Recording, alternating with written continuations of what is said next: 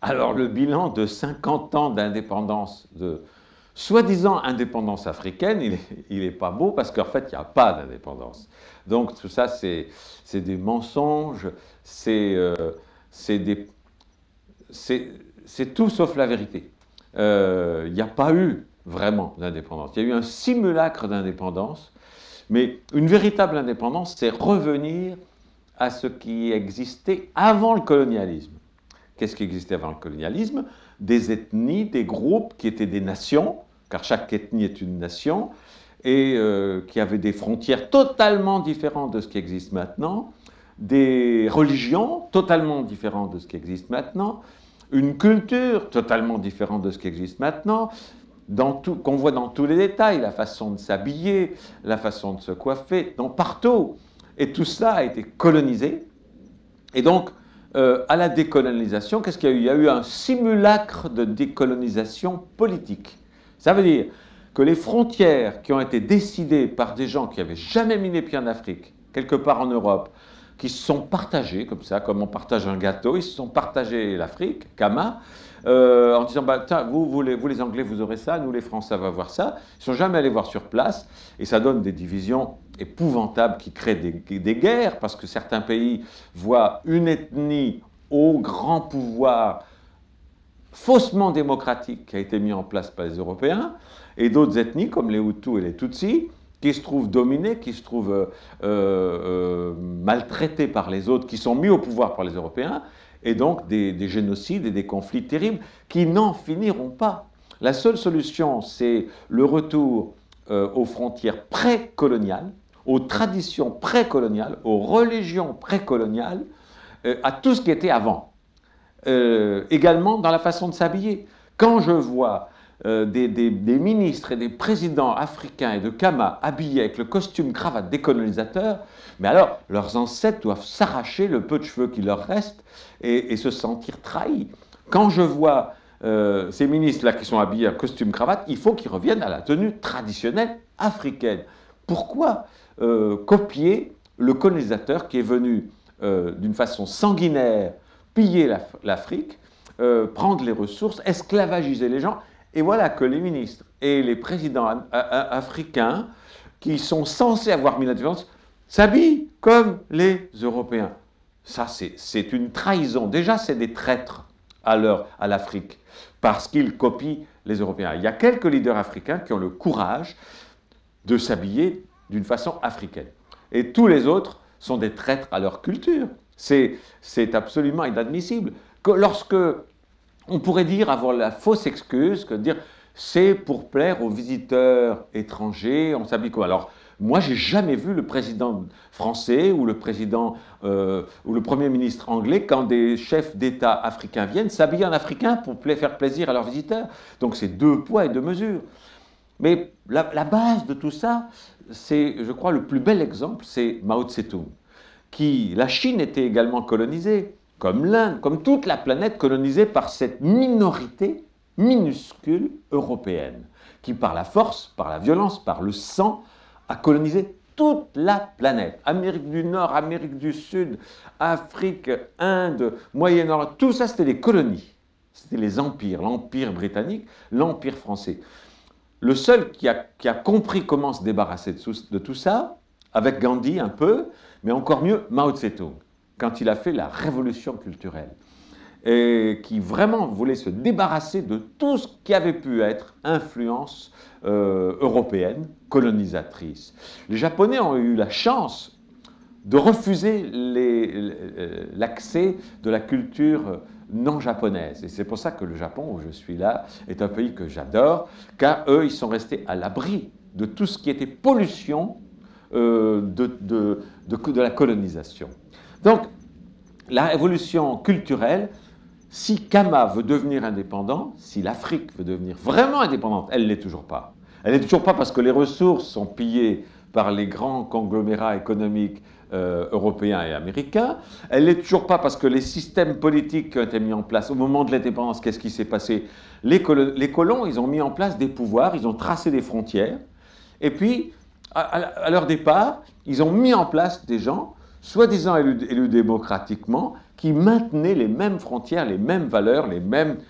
Ce n'est pas de la décolonisation. Et sur le plan religieux, il faut que les Africains comprennent que leurs ancêtres qui ont été colonisés, qui ont été torturés, qui ont été massacrés pour les forcer à accepter la colonisation, ont également été torturés, massacrés et maltraités pour changer de religion. Les conversions au christianisme ont été faites par la force et par la violence. Alors, imaginez, et les ancêtres que vous avez, peuple africain, sont toujours vivants sur la planète des Elohim. Et ils vous regardent, et ils voient leurs descendants, vous, s'habiller comme leurs tortureurs. Ils voient leurs descendants aller dans les églises qui ont été mises en place par leurs tortureurs. Ils sont désespérés.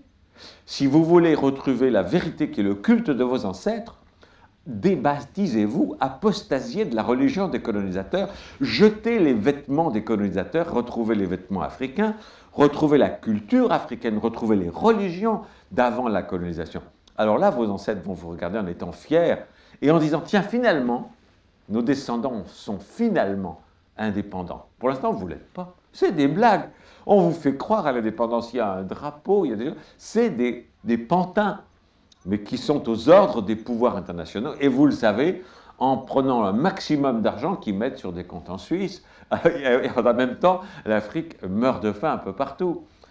Un petit exemple. La cathédrale, la basilique de Yamoussoukro, si je me rappelle bien du nom, c'est aberrant. Il y a une Américaine qui vient de lancer une opération que moi-même j'avais lancée il y a plus de 30 ans, en disant, le Vatican, s'il est tellement concerné par les pauvres et par la faim en Afrique et ailleurs, mais qu'ils vendent le Vatican, et avec cet argent, il peut donner à manger à tout le monde. Parce que la religion chrétienne dont on vous vante les mérites et avec laquelle on vous a colonisé, a toujours dit « la pauvreté c'est beau, n'avoir rien c'est beau ». Ok, faites-le vous-même. Que le pape vende tout le Vatican, c'est une ville. Et avec l'argent, il y a de quoi nourrir tous les Africains pendant plus d'un siècle. Non, ils restent dans le luxe, mais dans les églises africaines, on continue de prêcher la pauvreté, l'humilité. Et c'est des blagues, c'est la suite de la colonisation. Alors si la colonisation politique a été faite à 1%, c'est-à-dire vraiment un simulacre, si la colonisation spirituelle, elle n'a jamais été faite. La décolonisation spirituelle n'a jamais été faite. Vous continuez de singer les Européens en vous appuyant comme eux et en reniant vos valeurs et vos traditions. Vous continuez surtout, une décolonisation religieuse s'impose. Apostasiez, débaptisez-vous, envoyez massivement des lettres aux églises en disant « je renie le baptême, je retourne à la religion de mes ancêtres pour qu'ils soient fiers de moi ». Voilà. Alors, la décolonisation de l'Afrique, c'est 50 ans de perdu, mais il n'est pas trop tard pour commencer. Il n'est pas trop tard pour commencer. Et les meilleurs alliés, j'ai un projet, moi, je trouve que le projet, il est en train de se mettre en place, des États-Unis d'Afrique, des Royaumes unis d'Afrique, car il faut revenir aux groupes ethniques, aux nations ethniques originelles, qui se fédèrent dans une Europe unis, comme les Européens le font, dans une Europe unie, dans une Afrique unie, un Kama uni, les royaumes unis de Kama. Et tous les pantins mis en place par l'Europe sous forme de grands États avec des présidents et des ministres disparaissent pour laisser place aux royaumes originels avec des rois, des ministres qui prenaient soin de leur peuple, de leur groupe ethnique, tous ces gens-là fédérés dans une fédération des États de Kama, avec une monnaie nouvelle, l'afro, on peut l'appeler, ou le camo, une monnaie unique et la suppression de toutes les barrières douanières qui va aider à la suppression du plus grand cancer de l'Afrique, qui est la corruption. Car tout ce qui est importé, qui traverse des frontières, c'est une génération de corruption dont vous, Africains, vous souffrez tous les jours. En supprimant les frontières, en supprimant les barrières douanières, comme l'a fait l'Europe, il y a la suppression d'une grande partie, d'une majorité de la corruption qui ronge l'Afrique. Donc ça, c'est simple, c'est vite mis en place. Et en plus, l'Afrique n'est pas seule. C'est-à-dire que les populations d'Afrique ont des alliés extraordinaires, qui sont en train d'ailleurs de commencer à s'occuper de l'Afrique, mieux que les anciens colons, la Chine par exemple. Or la Chine actuellement, et ça dérange les Américains et les Européens, la Chine est le plus gros investisseur en Afrique. Et c'est fantastique, parce qu'ils savent très bien le problème, parce qu'ils ont été colonisés eux aussi. Donc il faut que les États-Unis ou le Royaume-Uni d'Afrique, tous les États africains, coupent leur communication, coupent les investissements, interdisent les investissements européens et demandent aux autres colons de s'associer avec eux. Un genre de fédération planétaire des anciens colonisés. La Chine, l'Afrique, l'Amérique du Sud, avec Chavez qui fait des choses fantastiques au Venezuela, si tous ces pays victimes de l'ancien impérialisme européen s'allient, et les Américains ont très peur de ça, et les Européens ont très peur de ça, le nain européen est balayé. Et c'est ce qu'il faut faire. Le futur de l'Afrique, c'est une alliance non seulement économique, mais également militaire pour se protéger sur tous les plans, pour se protéger des colons qui sont prêts à tout, pour revenir. Parce que tant que l'économie fonctionnait à peu près bien, on était à la décolonisation, hein, c'était beau, c'était mode, c'était fashion.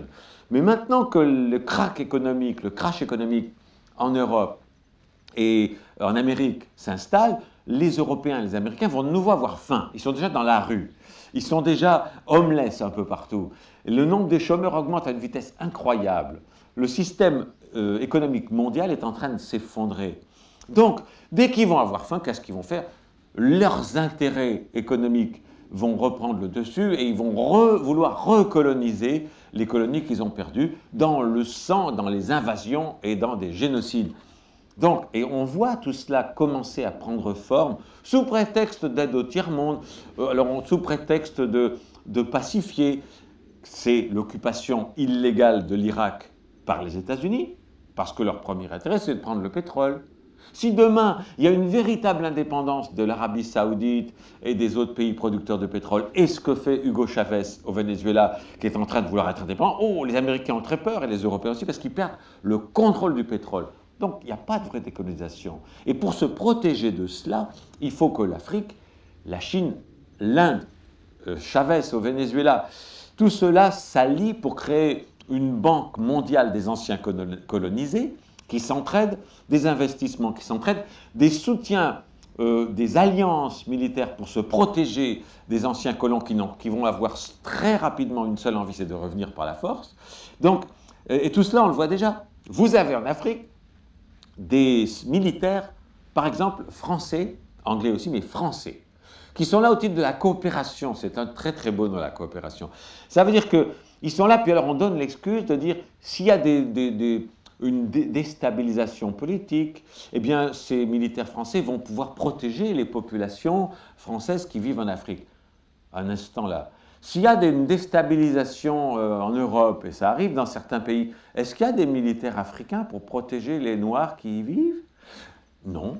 Alors donc il n'y a pas d'équivalence, il n'y a pas de réciprocité, c'est toujours un paternalisme et un tempérament de conquistador qui est en place pour dire vous êtes indépendant, mais attention, hein, on vous surveille, on vous patronise quand même, on regarde si tout va bien, sinon on va revenir. C'est inacceptable, d'où l'intérêt pour l'Afrique de s'allier avec la Chine, qui est quand même le plus grand pays du monde et la première puissance économique du monde maintenant, qui est également un quart pratiquement de l'humanité. C'est pour ça que les Chinois, là c'est fini maintenant, ils sont en train de devenir la superpuissance mondiale et ils n'auront plus jamais d'invasion. Ils ont les armes nucléaires, c'est pas très bien, il faudrait que tout le monde les enlève, les armes nucléaires. Mais vu la quantité massive qu'il y a en Europe et en Amérique, ils ont raison d'en faire. Si vous voulez qu'on n'en fasse plus, détruisez tout ce que vous avez en Amérique et tout ce que vous avez en Europe. Alors là, on verra. C'est tellement risible quand on voit les États-Unis et l'Europe dire oh, « l'Iran va avoir une bombe atomique, il faut envahir l'Iran ». Il y en a 10 000 aux États-Unis, il y en a 10 000 en Europe. Alors, commencez par détruire celle que vous avez avant de vous inquiéter de la bombinette atomique que peut-être l'Iran fera un jour et qui a le droit. Pourquoi les États-Unis et les anciens impérialistes européens auraient le droit d'avoir des bombes atomiques? Puis l'Inde, non, la Chine, non, l'Afrique, non, évidemment, surtout pas. Mais non, l'égalité, elle est là pour tout le monde. À la Chine et l'Inde, ensemble, c'est bientôt 3 milliards d'êtres humains, c'est-à-dire pratiquement la moitié de l'humanité. Et cette moitié de l'humanité, l'Afrique doit la rejoindre en tant qu'ancienne victime de la colonisation et créer une internationale des anciennes victimes de la colonisation, sans esprit de revanche. Car l'amour et la compassion doivent aussi régner, sans jamais faire subir aux Européens et aux Américains ce qu'ils ont fait subir aux autres, mais en empêchant que ça se reproduise, et en étant traités au moins à égalité. Et il se peut très bien, avec les richesses économiques et intellectuelles que possède le bloc Chine, Inde, Afrique, Amérique du Sud, qui ont toutes les ressources mondiales, qu'un jour, l'Europe et les États-Unis soient en situation de tiers-monde.